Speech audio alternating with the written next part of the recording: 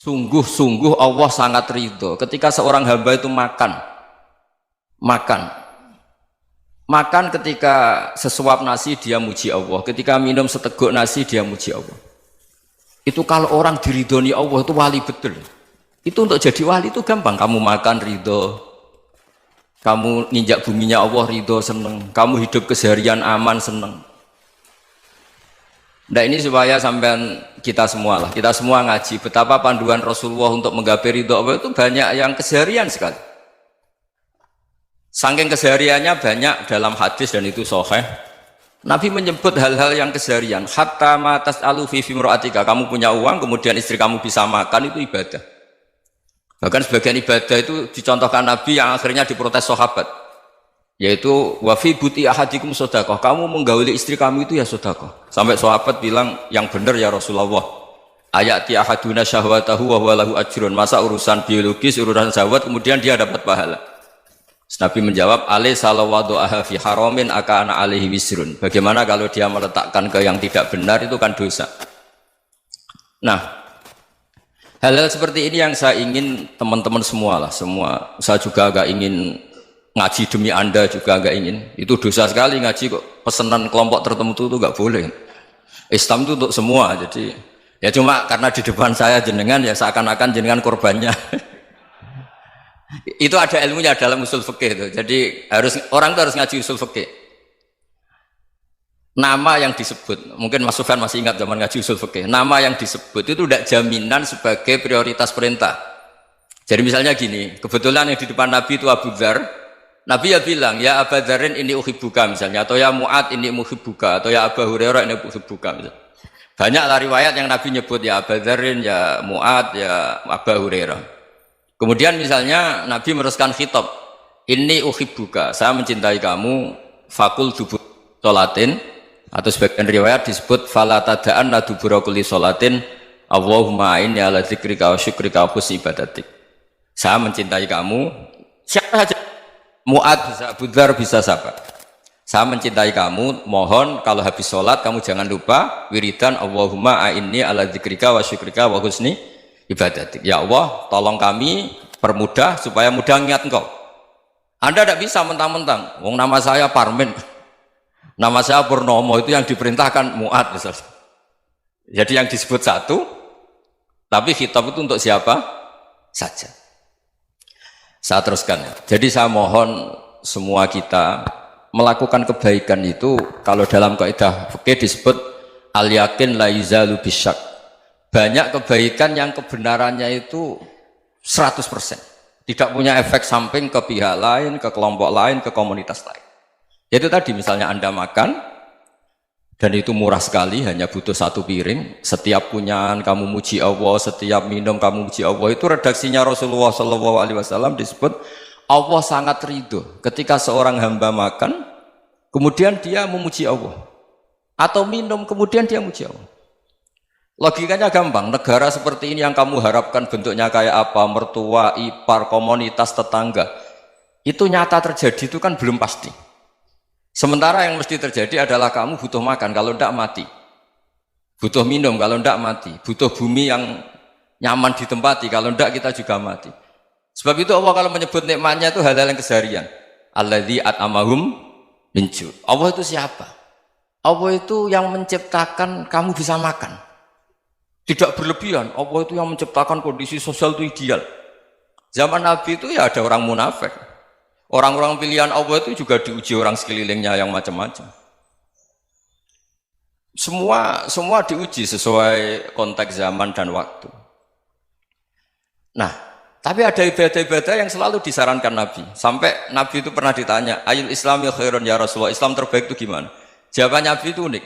It'amut to'am, Islam terbaik itu ya makan-makan, santai-santai. Ketika Allah menyebut beberapa kebaikan, falak tahamal aqobah, wa ma adrokan apa? Mal aqobah. Terusannya apa? Fakku rokobah. Terusannya apa? Au it'amun fi yaumin di masubah. Ya, itu acara makan-makan itu juga Islam. Kenapa? Ya bayangkan kalau tidak ada makanan, kita mati kan? Kondisi sosial tidak ideal itu Anda masih gak apa-apa, tapi kalau Anda tidak makan, Anda tidak minum, Kamu punya istri cerewet masih bisa hidup, punya mertua cerewet masih bisa hidup. Tapi kalau tidak makan bisa mati. Berarti penting mana istri sama makan? Penting mana? Makan. Semoga istri Anda dengar. Nanti kamu disuruh makan tapi pulang deh. Itu kalau dibahasakan makan masih memahami. Penting mana nasi satu piring dengan istri. Nggak ada nasi mati, nggak ada istri belum mati. Penting mana? Gak berani jawab kan? Nah, ternyata Anda ada garang kan di depan istri. Jadi saya mohonlah, mungkin Mas Sufyan Sauri tadi yang bisa bantu lah. Teman-teman tuh ngaji yang keseharian saja. Karena kita nyari ridha Allah itu berdasar firman Allah. Dan firman Allah itu menyebut keseharian tuh riang, gampang. Itu tadi misalnya wa min ayatihi manamukum billaili wan nahar. Termasuk ayat-ayat Allah itu kamu tidur. Maka dulu itu ada guyonan, ada tokoh Mu'tazilah, kelompok dalam Islam yang berpikir manusia itu bisa menentukan ikhtiarnya sendiri. Karena saya bisa duduk, ingin berdiri, berdiri. Karena kelompok ini nggak terima kalau semua kehendak Allah, nanti bagaimana kalau semua kehendak Allah kok ada hisab ya, ada sanksi. Lucunya itu, dia akhirnya, ini cerita ya, mencintai seorang perempuan, cantik sekali. Dan itu dia menjadi ahli sunnah itu oleh hal-hal yang sepele. Karena istrinya cantik, ya namanya suami istri itu hubungan intim. Terus ditanya, Mas, masih ingin lagi? Masih. Silahkan diulang lagi. Wah ya tidak bisa. Katanya manusia bisa menentukan yang diinginkan. Itu tobat itu. Itu nggak bisa ditobatkan Mas Sufyan Ats-Tsauri. Orang cantik yang mudah nobatkan orang itu orang cantik. Segampang itu. Akhirnya kita tahu, makanya kalau dalam kitab Hikam itu disebut al-aqil mayyakul madza yaf'alu wa hubi wal ghafil mayyakul madza af'al. Orang yang punya akal karena sadar ini wilayah Allah, semua milik Tuhan. Itu dia tiap hari berpikir, besok Allah akan melakukan apa terhadap dunia ini. Kamu merencanakan suatu mau plesir ternyata gempa. Mau wisata ke Rusia ternyata perang. Kamu tidak pernah tahu apa yang akan terjadi besok. Wa ma tadri nafsum madza taksibu ghadan. Tapi anda semua kita ini sering punya jadwal permanen. Makanya saya kalau diundang siapa saja, bisa takdir. Yang jelas Gus ini acara penting. Ya masih acara penting nak pangeran ngersakno piye? Kowe ape dadi pangeran, kamu kok mau jadi Tuhan? Itu kadang ya kiai. Penting Gus acara ini jenengan harus memastikan bisa.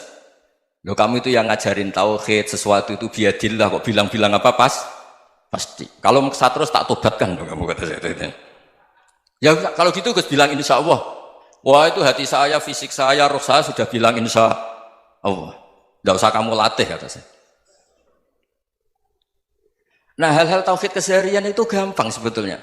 Wal ghafil yaqulu madza af'al. Tapi orang yang lupa Allah dia setiap hari bilang besok apa? Kita bisa melakukan apa? Seakan-akan dia itu aktor, dia penting, dia subjek permanen, dia. Padahal kita ini hanya objek kehendak Allah Subhanahu wa taala. Karena kita yakin sesuatu yang terjadi di alam raya ini kita tidak bisa apa-apa. Makanya saya sering ngaji, sering bilang saya, ketika Anda mensifati Allah, Dia yang menghidupkan. Sudah itu tanamkan sehingga ketika kita mati santai saja. Kenapa santai? Allah punya cara menghidupkan kita. Zaman kita hidup juga gak tahu caranya ngelola jantung, ngelola paru-paru. Kamu juga gak tahu ngelola oksigen yang tidak beracun, tidak ngandung polusi. Tahu-tahu hidup. Gak ingin tua ya tahu-tahu tua, gak ingin mati tahu-tahu mati. Selama ini kita hidup juga gak tahu apa sebetulnya. Hanya gaya tok, punya jadwal, punya planning. Kalau kamu bisa menentukan pilihan Anda, pasti Anda istrinya cantik, 4 neriman semua, qanaah semua. Nyatanya enggak kan? Ada 1 jelek, cerewet. Oh itu kan, nyatanya enggak bisa apa-apa Anda kan? Dan kamu bawa mati lagi. Itu kan istri Anda juga gitu, punya keinginan punya suami yang ganteng, yang jabat, yang riman, yang enggak poligami. Ya enggak kesampaian juga. Kalau kita ngitung tingkat kegagalan kita itu gagal terus. Ya kan? Nah, terus ingat Allah, madza yaf'alu wa bi. Orang yang punya akal selalu berpikir Allah itu menghendaki apa terhadap saya.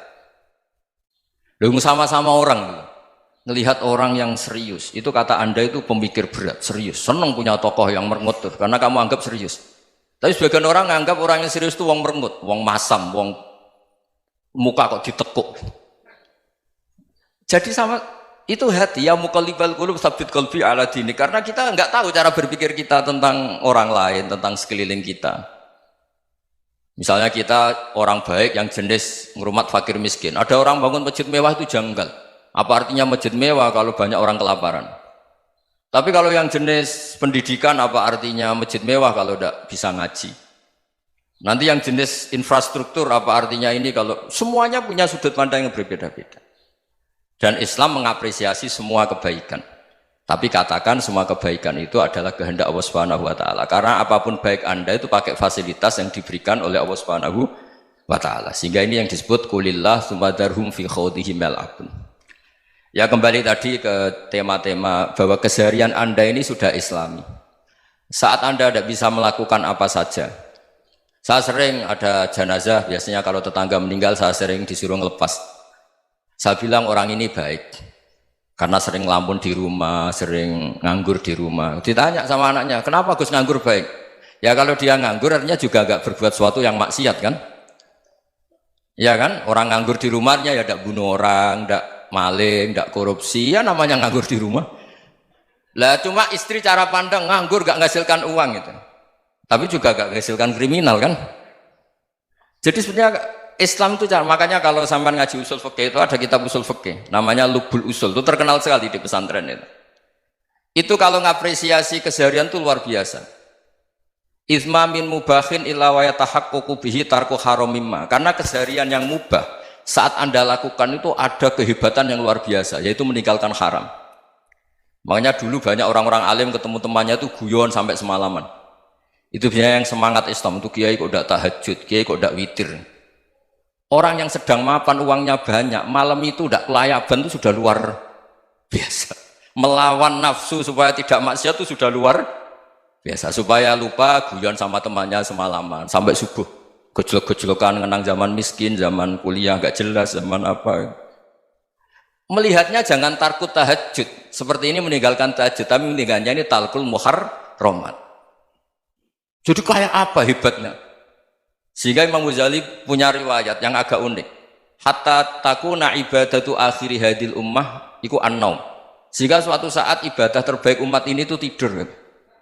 Itu kan riwayat kontroversi. Ketika Imam Ghazali ditanya, kenapa iya? Kenapa kamu mulai keluar dari rumah itu sudah banyak maksiat? Melihat perempuan yang enggak mahram, melihat fenomena. Tapi kalau kamu tidur itu enggak melihat apa-apa. Tapi juga kamu jangan nganggap tidur itu ibadah betul. Saatnya melakukan fardu ain malah masih tidur. Tapi itu sudut pandang yang menjadikan kita Islam itu gampang. Jadi saat Anda tidak bisa aktivitas apa-apa, misalnya ada beberapa orang yang lumpuh. Lumpuh itu memang nggak bisa Jumatan, nggak bisa ibadah, tapi dia juga nggak bisa maksiat. Tidur itu memang Anda saat itu tidak bisa tahajud, tidak bisa witir, tapi saat itu ada zina, ada maling, tidak gosipkan orang, tidak bully orang, tidak menanamkan kebencian, tidak hasud. Sehingga tidur menurut Allah Ta'ala wa min ayatihi manamukum billaili apa? Wan-nahar. Karena di tidur itu selain ada unsur istirahat, jaga kestamina, juga ada unsur meninggalkan beberapa keburukan. Nah saya mohon ibadah yang keseharian ini kita jaga. Supaya kita semua baca ayat itu fasih. Fasih itu tertanam di hati. Allah itu siapa? Alladzi at'amahum min ju'i wa amanahum min khauf. Dan Allah kalau cerita di Quran itu anna subabnal ma'a subba thumma syaqaqnal ardhan wa syaqqa fa ambatna fiha habba wa inaba wa qadba wa zaituna wa nakhla wa hadaika hulba. Kamu tahu saya ini siapa, kata Allah? Saya ini adalah Tuhan yang menurunkan air, kemudian ada tanaman banyak. Habba wa inaba wa qadba, ada zaitun, ada tin, kalau orang Jawa mungkin ada tela, ada padi, ada mangga, ada pisang. Sudah. Wa inaba wa zaituna wa nakhla wa hadaika hulba, ada perkebunan yang lebat. Tujuannya apa? Mata Allahkum, silahkan kamu pakai, kamu nikmati. Tapi karena kadang kita ini punya ide-ide besar. Tadi untuk syukur saja nunggu punya istri riman, rumah baik, tetangga baik, komunitas baik, semuanya baik baru syukur. Lama-lama nanti ada di surga, syukurnya nunggu surga paling kelas A. Itu sudah ada yang menghuni Rasulullah, kamu nggak boleh di situ. Masa untuk syukur saja? Repotnya Masya Allah. Jadi mohonlah Quran yang kalau Anda hafalkan juz amma itu kan ada ayat-ayat yang kayak tadi. Ya, fal yang dzuril insanu ila ta'ami. Coba lihat. Apa yang kamu makan ya? Dari mana? Dan untuk mempertahankan hidup kamu keseharian. Jadi jangan kira ibadah itu harus membentuk komunitas yang versi Anda. Ibadah itu harus yang hal yang mulu-mulu. Kesehariannya Anda alami. Loh, ini saya tidak bikin-bikin. Saya ngaji bukan karena berdasar pesanan. Itu ayat yang saya baca kan betul ada ayatnya kan. Fal yang dzuril insanu ila ta'ami anna sababnal ma'a sabba thumma syaqqaqnal ardo syaqqa fa ambasna fiha habba wa inaba wa qadba wa zaituna wa nakhla wa hadaiqa ghulba. Terusannya apa? Mata'al lakum, silakan kamu nikmati. Mata itu silakan kamu nikmati. Ya kayak sampean dikasih hidangan ya makan. Ya sudah makan, habis makan ya minum, habis itu ngantuk ya tidur. Ya sudah normal-normal saja. Kayak apa indahnya Islam? Tapi Anda mencari Islam yang gimana lagi? Nah itu yang diajarkan guru-guru kita, diajarkan sanad kita sampai Wali Songo, sampai Rasulullah SAW. Bahwa pada akhirnya ada jihad, ada perang. Itu dulu memang perang, bukan membunuh, beda. Dulu kita dijajah Belanda ya perang, dan itu normal karena kita dijajah. Jadi ketika orang lain ingin baik sama kita, wa in ahadum minal musyrikin astajaroka ya fajirhu hatta yasma'a kalam Allah. Kalau mereka ingin baik ya kita baik. Makanya ada istilah mustakman, mu'ahad. Kalau mereka ingin damai, berdampingan dengan kemajmukan ya itu yang lebih baik. Karena memang Islam menghormati proses perdamaian. Wa in janahu lis-salmi ya fajnah lah. Kalau ingin damai ya kita harus damai.